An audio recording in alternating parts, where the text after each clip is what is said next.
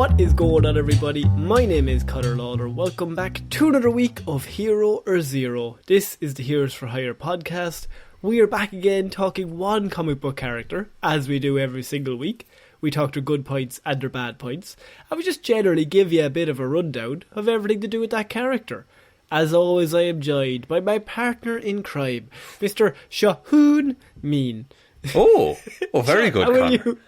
I'm good, but you didn't use my my new title, which is Shaun can absolutely see the future me in. And I was wondering how long it would take you to bring this up. Almost immediately, Connor.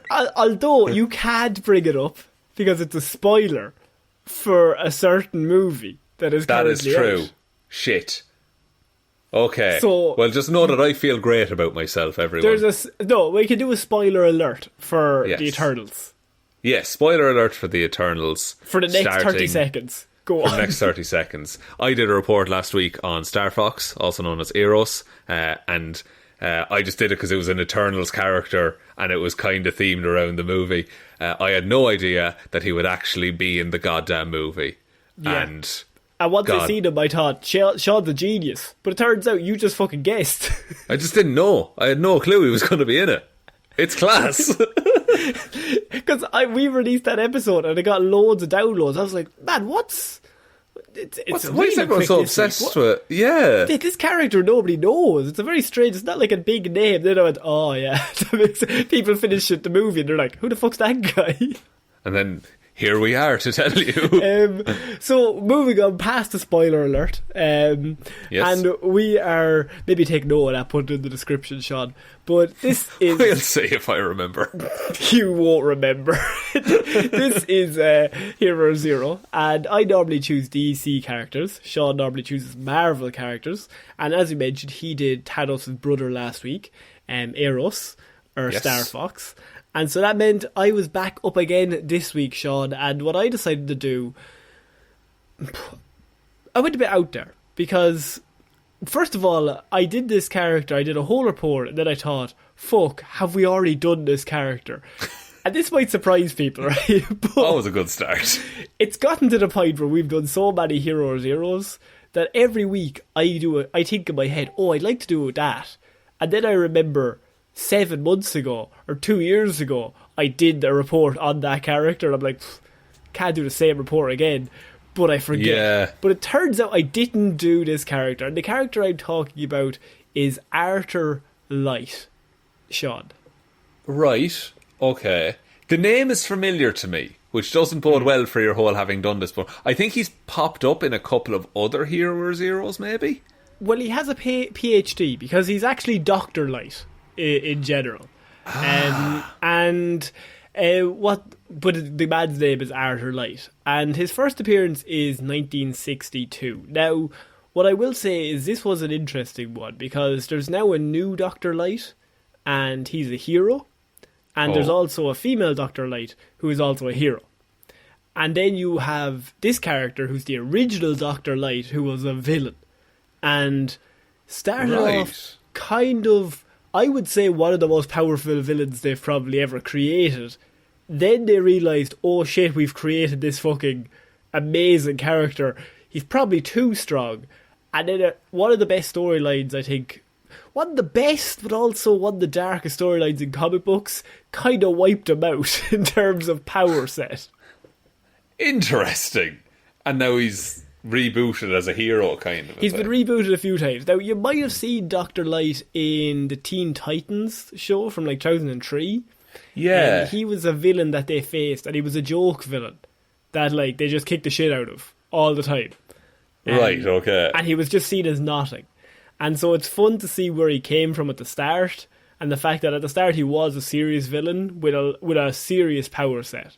Because Arthur Light began his career as a Star Lab scientist, working alongside his noble steed and his lab partner Jacob Finley. Now, you're going to like Jacob, right? Jacob is actually a really stand-up guy. Genuinely. Very nice man. He wants to be a hero. He wants to do good in the world. And so Finley he's in the lab all day, and he's a very smart lad, and he develops light manipulating technology, and he creates it. In the 60s, he's a genius. And he creates it, he's like, holy shit, this is like the fucking amazing technology. I could be a superhero now. And he creates it in secret, with the objective of using it to fulfill his dream and become a superhero, Shaun. Okay, so he's got a good heart, Jacob does. So Jacob, he's coming up with this. Now, unbeknownst to Jacob, Arthur Light, his lab partner, is actually an espionage agent kind of thing against Star Labs for a rival tech firm. And he doesn't know this. And Jacob gets a suit. He suits up. He's going to be a superhero.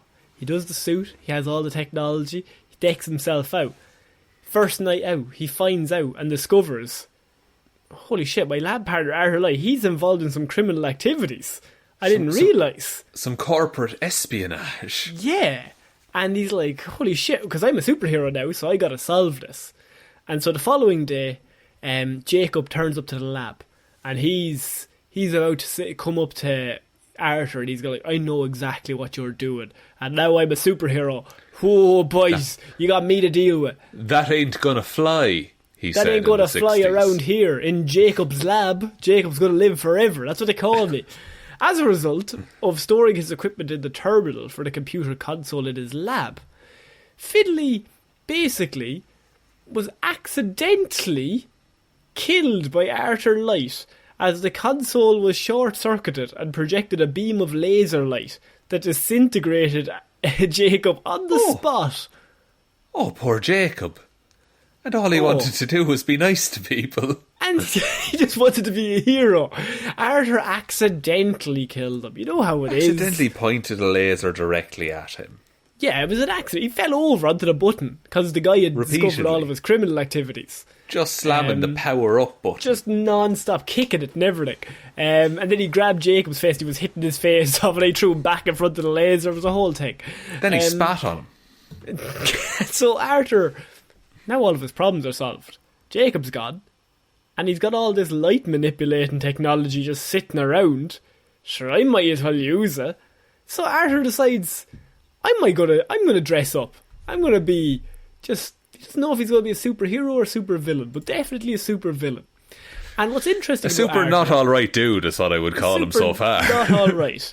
But tormented by visions of Finlay's vindictive ghost, and he's also kind of feeling a bit oppressed because he's in with the mob and they basically treat him like shit.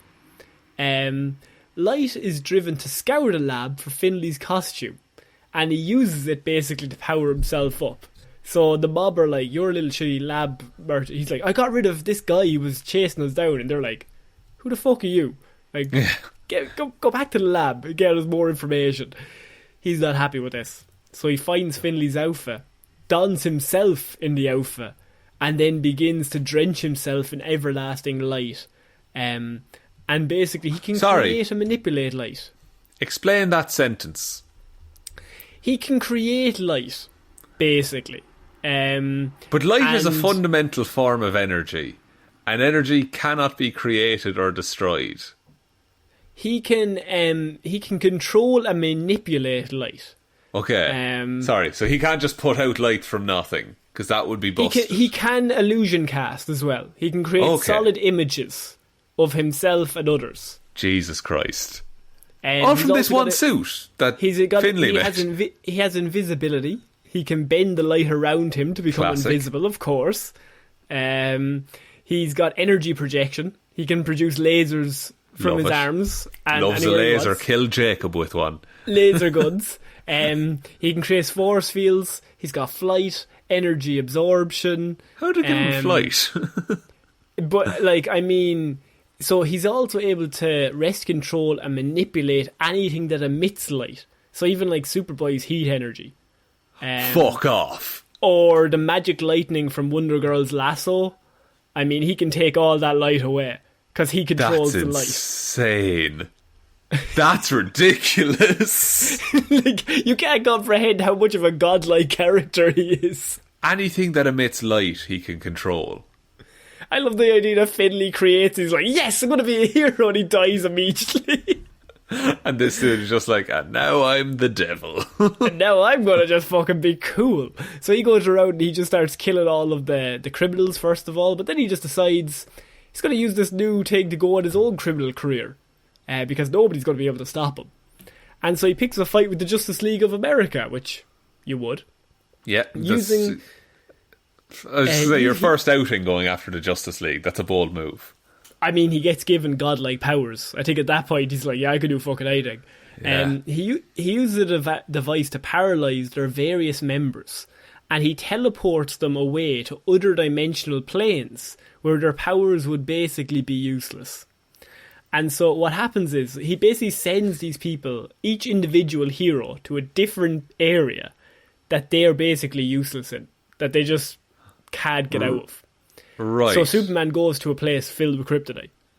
Right. Batman goes to a place without crime or need of vengeance. Yeah, something like that. Yeah, so it's like basically just an area where they can't get out. Superman and Batman, however, are able to defeat him by switching costumes and tricking Dr. Light. So he basically sends Batman to the kryptonite area and Superman to the place with no crime. Right. Where they both thrive. Batman becomes stronger. And so they were able to escape the dimensions they were separately cast off to. And they retrieved their fellow Justice League members. And while this is happening, Light has broken into the League's secret sanctuary lair and boasted of his presumed victory to the team's mascot. To his chagrin, Light realises that he declared victory far too early when the Justice League regroup and soundly kick the shit out of him. I like how he realises it.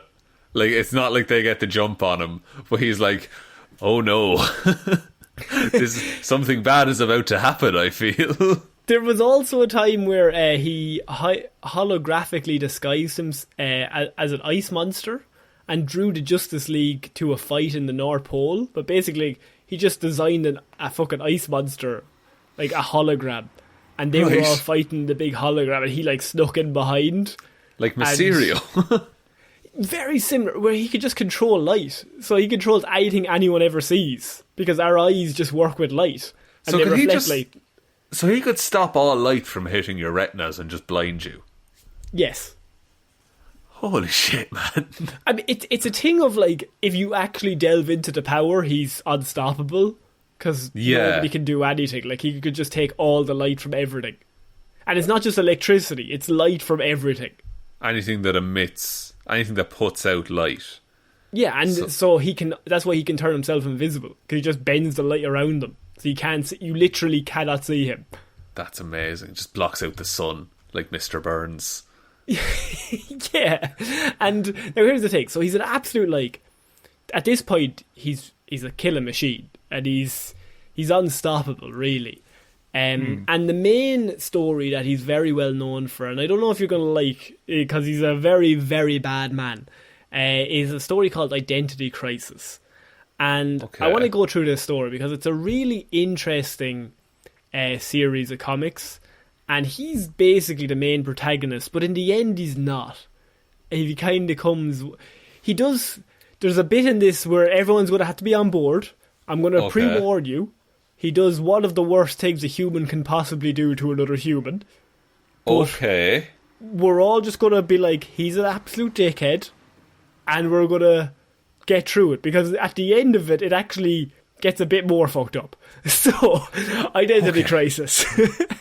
Let's all get ready for this together, audience. So, while Elongated Man is on a stakeout, during which a minor villain called Bolt is shot and wounded by criminals, his wife, Sue Dibney, who we have actually covered in a previous Hero Zero, the Dibneys before, Sue Dibney is murdered in their apartment, apparently dying of burns.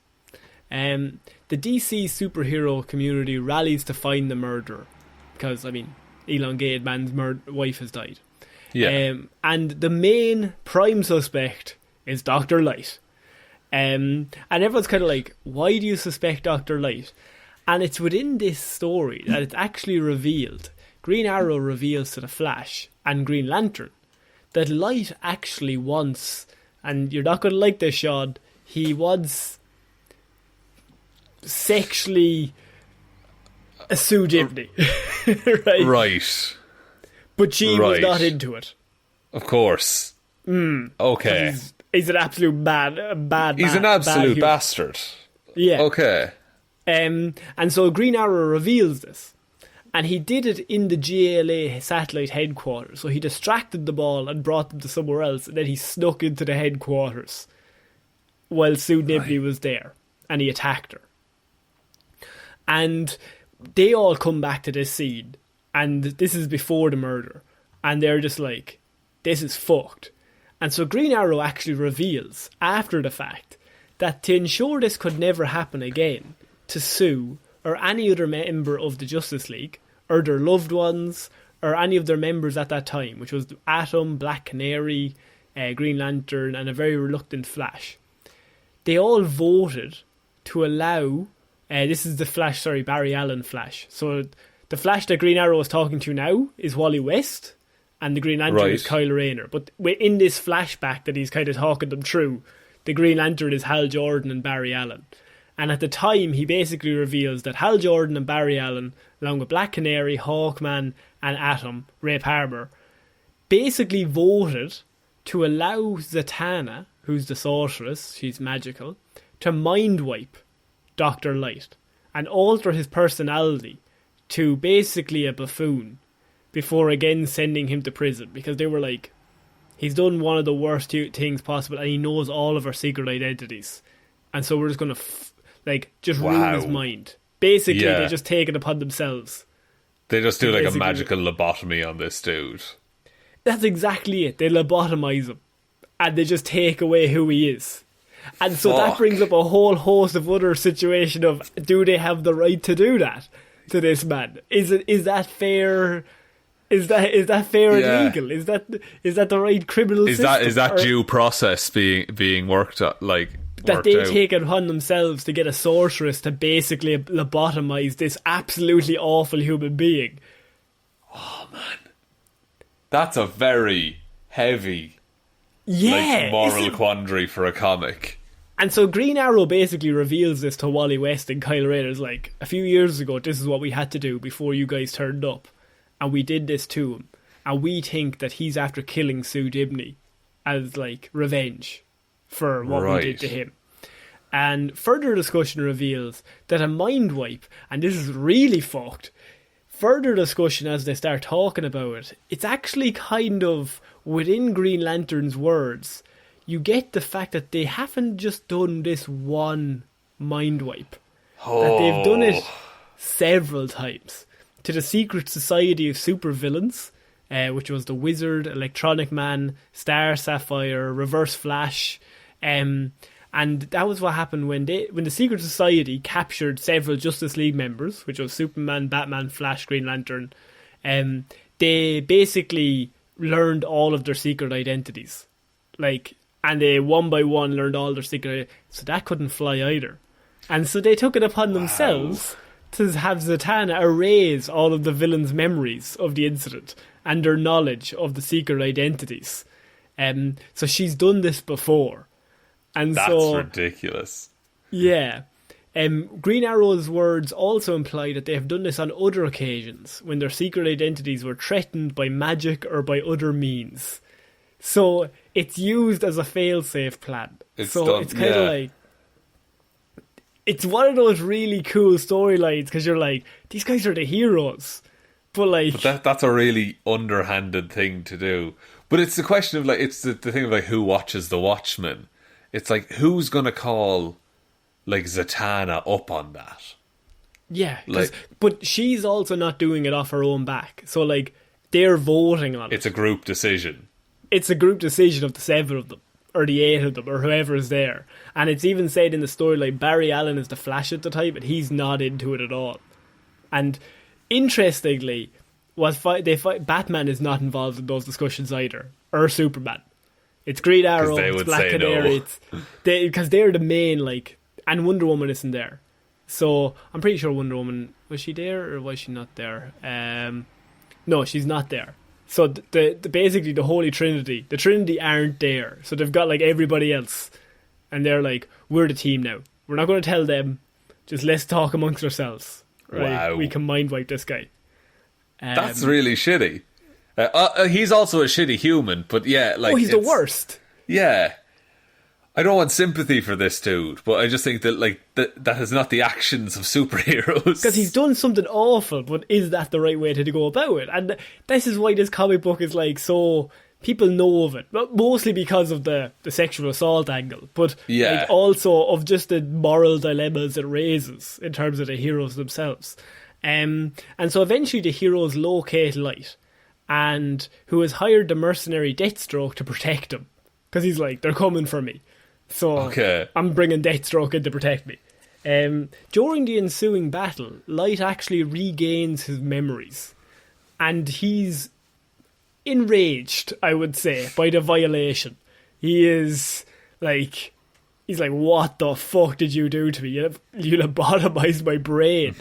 And so as I said, he then uses his powers to escape. He's like, I'm out of here. This is fucked. I'm gone. Although questioned by Superman, Wally West continues to protect the heroes. So Superman comes along and he's like, everyone's acting weird when it comes to Dr. Light. Like, what is going on? And Wally West, he knows the truth, but he's kind of like, nothing. I don't know, man. There's fuck if I know, Soups. Something going on. Superman, however, does learn after eavesdropping on a conversation, because of course he can hear everything. So he can hear around the world. Like, you're not keeping a secret from that man. Atom then comes home. So Ray Palmer comes home in the storyline, and he finds his estranged ex-wife Jean Loring hanging from a door, blindfolded and gagged, and revives her just in time. But she's unable to describe her attacker. But they're kind of like, well, okay, Dr. Light's a fucking dickhead. We're going to fucking murder him. A death threat is then sent to Superman's wife, Lois Lane, and the Flash's enemy, Captain Boomerang, is hired to kill Jack Drake, who is the father of Tim Drake, who is Robin at the time. So, wow. There's a lot of shit going on. So Ray Palmer's wife has been attacked, Lois Lane has been sent to death threat, Captain Boomerang has been hired to kill Robin's dad. So, and they're not going after the heroes, whoever this is. They're going after the people they care about. People like Sue Dibney. Loved ones of all of the heroes. Fucked. Absolutely fucked. Jack finds a gun. So Jack Drake, he comes home and he finds a gun and a note warning him of the impending attempt on his life. And when Boomerang shows up, they basically kill each other. He kills Boomerang, but Boomerang kills him. That's a good kill to get for Tim Drake's dad, though. Come on, Jack. Well done. But somebody sends him a gun and a note warning him. Yeah, and so, that's odd. So he's like, oh, fuck, someone's like, Captain Boomerang is coming to kill you. Here's a gun to protect yourself. So then when Captain Boomerang shows up, he's waiting for him, rather than just getting caught on the hop. Right, yeah, so Boomerang doesn't get the jump on him at all. Tim Drake comes upon the aftermath of this and is comforted by partner Batman, who confiscates the note before the authorities or the media can learn of its existence. This is the note that was sent to Jack Drake. Yeah. During questioning of several villains by the heroes, former League members Firestorm is actually killed, stabbed through the chest with a sword, and then he's sent into the atmosphere, where he explodes because he's nuclear power, so they can't have him die on Earth because everyone's dead. Yeah. So understandable. So like all this is going on, and Wally West is, I mean, he's shooketh, and he's like, what is happening here? So he questions Green Arrow again after accidentally seeing a snapshot of the battle, on the satellite, and so he sees a snapshot which reveals that Batman was also present at the time.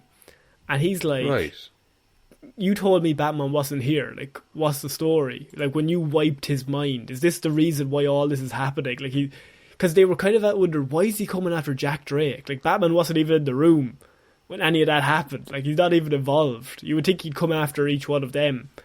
Yeah, the people who actually like made the decision to do that to him. Yeah, and so Green Arrow confesses that Batman had left immediately after the battle, but he unexpectedly returned just as the mind wipe had just taken place. So he came back in and was like, what the fuck is going on? Nothing.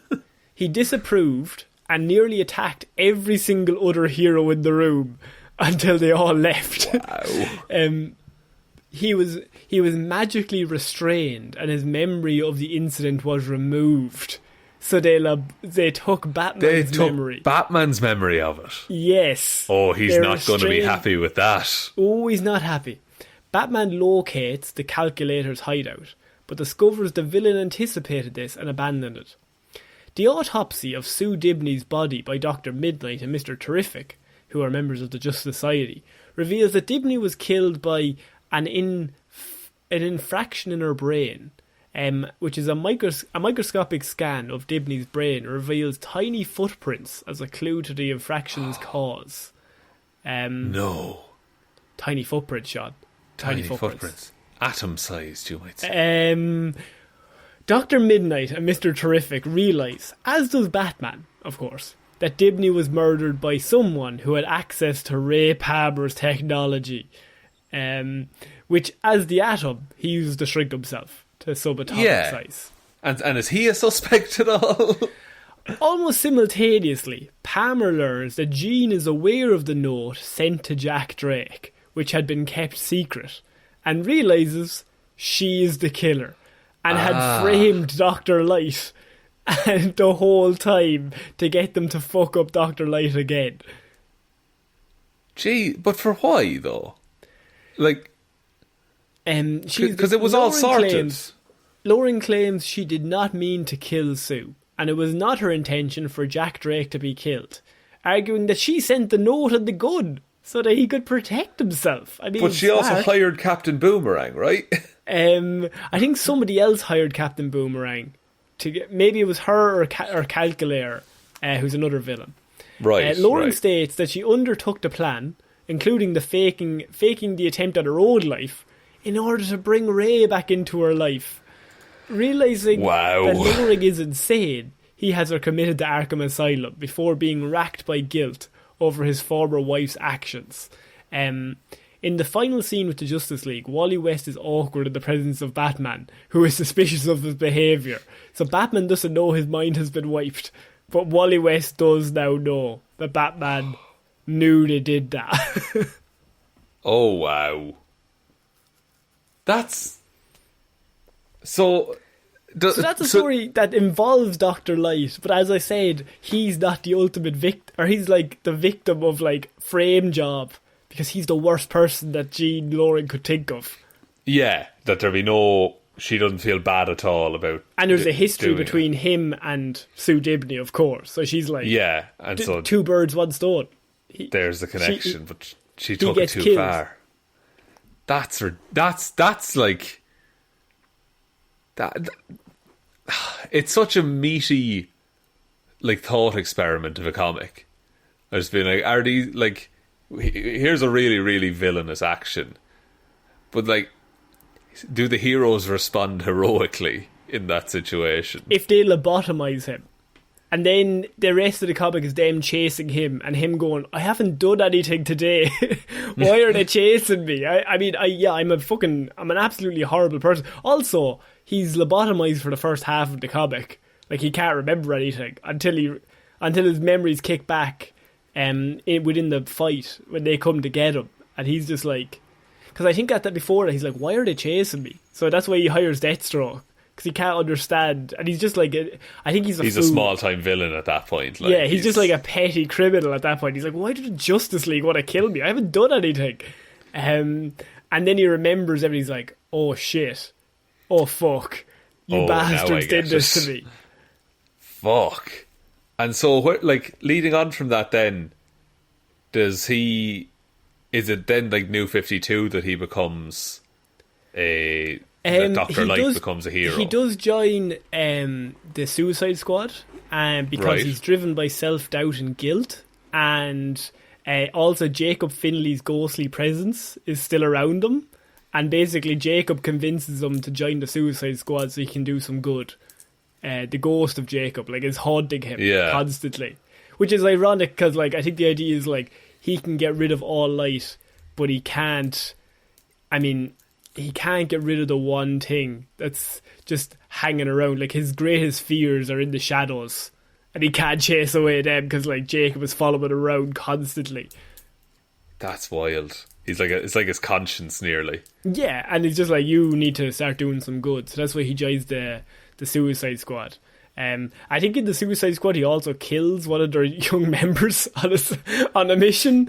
Of course he does. Of course he didn't really does. exonerate himself morally in the team. He does then die by parademons on Apocalypse. Good enough for him, says I. Yeah, and he was sent to hell, which makes sense. He has been brought back to life multiple times after that, and he was involved with the Darkest Night, Brightest Day storyline. He was Black Lantern, but I think the main story I wanted to hit with Dr. Light is, I mean, his origin. Just, he's so powerful, and then they kind of nerfed him, and everyone was kind of like, why? And then the storyline was like, well, that's a really fucked up reason. It's a really fucked up reason, but it's cool how they gave a reason for it. Yeah, as to why he went from I can kill the Justice League to... He became one of, like, a really small time Teen Titans villain, whereas beforehand he was, like, super powerful, and then suddenly the Teen Titans could beat him, like, two of them could beat him, and I was kind of like, why has he gotten so shit? Yeah, what's this power scale after happening to him? So, as I mentioned, powers and abilities. He's got photokinesis. So he can basically control and manipulate anything that emits light. Such things have included, as I said, Green Lantern's bright green glowing energy constructs. He can control them. Wow. Superboy's heat vision, Wonder Girl's lasso. He was also able to take the internal light away from the new Dr. Light. So he took her internal light away from her. Illusion castings. He can create solid images of himself and or others. Energy construct creation, invisibility, energy projection, force field, flight, energy absorption, of course. His abilities are, of course, also he has genius level intellect, and this all comes from the light suit. Originally Dr. Light derived his powers and abilities from the suit, but over time he has internalized his power and ability, which is always what happens. Yeah, just makes things easier for the writers if he's like, oh, he's not wearing the suit right now.